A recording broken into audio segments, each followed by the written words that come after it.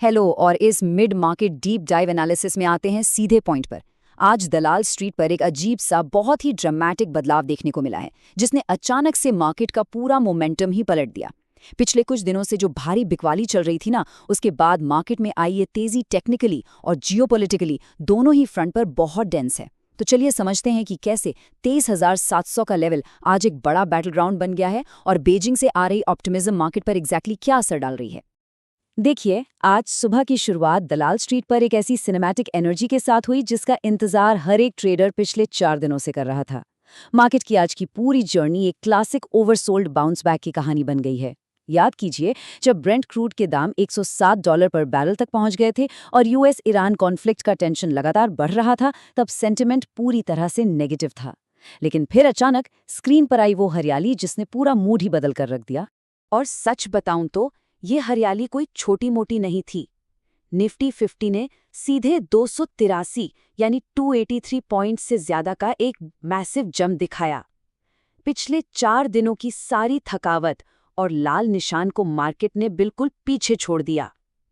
Nifty जो 24,350 के zone से गिरते हुए 23,262 के लोज को टच कर चुका था, ठीक वहीं बायर्स ने डेली चार्ट पर एक बहुत ही decisive morning star candlestick pattern form कर दिया। ये पैटर्न जब भी एक लंबी बेरिश ट्रेंड के बाद बनता है, तो समझ लीजिए ये स्टेबलाइजेशन और रिवर्सल का एक बेहद स्ट्रॉन्ग संकेत होता है।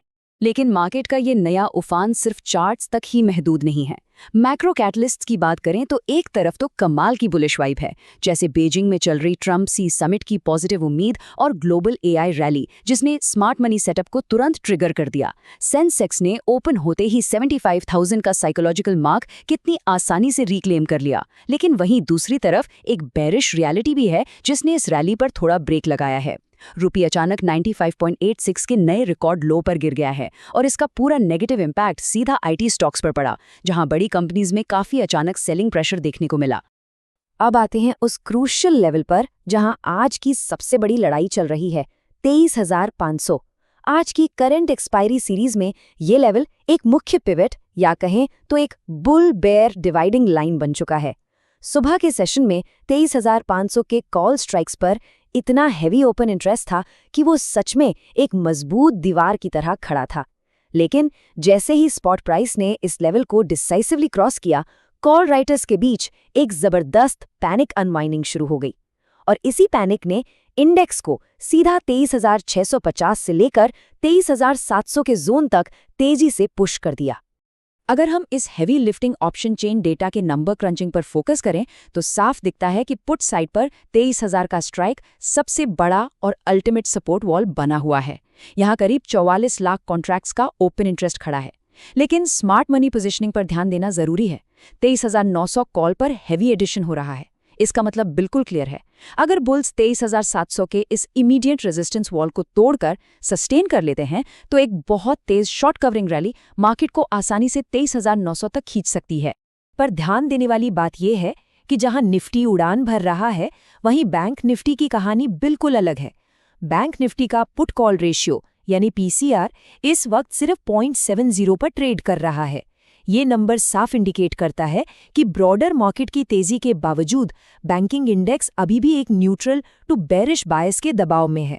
यहाँ मैक्सपेन लेवल 53,600 के आसपास अटक गया है और 54,000 कॉल स्ट्राइक पर लगातार हैवी राइटिंग चल रही है। ये जो क्लियर टेक्निकल डाइवर्जेंस है, ये मार्केट में एक बड़ा इम्बैलेंस क्रिएट कर रहा है। एक तरफ हमारे पास निफ्टी 50 है जो इंट्राडे बेसिस पर अपने वीवैप के ऊपर इतनी कॉन्फिडेंटली होल्ड कर रहा है, साथ ही 15 मिनट चार्ट पर क्लियर बुलिश डाइवर्जेंस फॉर्म कर रहा है, जहां प्राइस हायर लोज बना रहा है और आरएसआई हायर हाइज। ये दिखाता है कि निफ्टी में सेलिंग प्रेशर थक चुका है। वहीं दूसरी तरफ बैंक निफ्टी काफी फ्रेजाइल दिख रहा है और अपने सभी मेजर मूविंग एवरेजेस, चाहे वो शॉर्ट टर्म 10 और 20 एसएमए हो या लॉन्ग टर्म 200 एसएमए, सबके नीचे स्ट्रगल कर रहा है। हर छोटी रैली पर बैंकिंग सेक्टर में लगातार सेलिंग आ रही है। अगर सेक्टोरल स्कोरबोर्ड पर नजर डालें तो ये डाइवर्जेंस और भी स्टार्क दिखता है। कहाँ पैसा बन रहा है और कहाँ फंस रहा है, ये बिल्कुल क्लियर है। निफ्टी मेटल इंडेक्स करीब 1.84% की तेजी के साथ मार्केट का अनडिस्प्यूटेड लीडर बना हुआ है।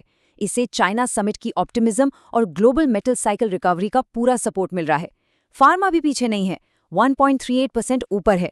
लेकिन वही आईटी सेक्टर 1.13% नेगेटिव चल रहा है, और इसका पूरा ब्लेम रिकॉर्ड लो रुपी और हाई यूएस इन्फ्लेशन डेटा पर जाता है। इसी बीच सरकार की तरफ से एक अचानक आई पॉलिसी शिफ्ट ने एक पूरे सेक्टर को हिलाकर रख दिया है। गोल्ड इंपोर्ट ड्यूटी को 6% से बढ़ाकर सीधा 15% कर दिया गया है।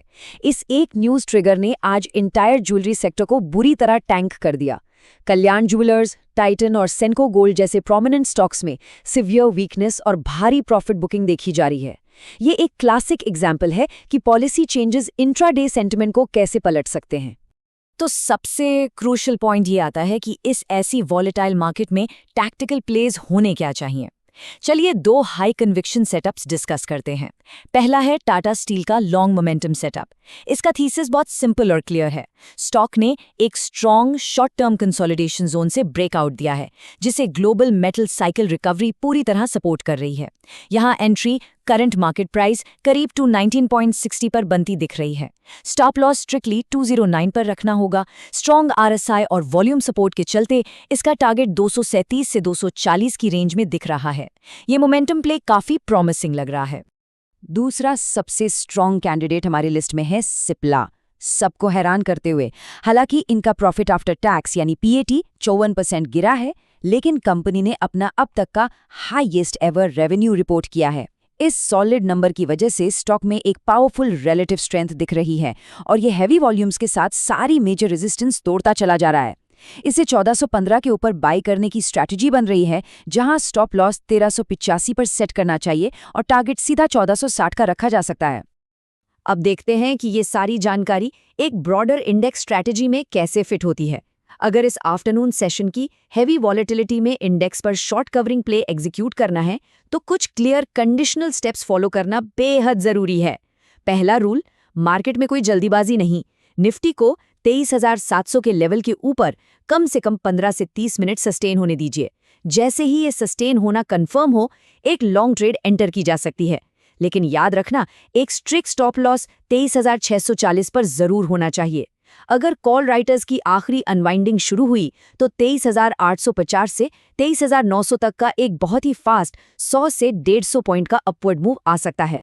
प्रोफेशनल ट्रेडर्स हमेशा जानते हैं कि सेकेंड हाफ वॉलेटिलिटी एक्सपेंशन का समय होता है, इसलिए ये इफ देन सिनेरियोज समझना बहुत जरूरी है।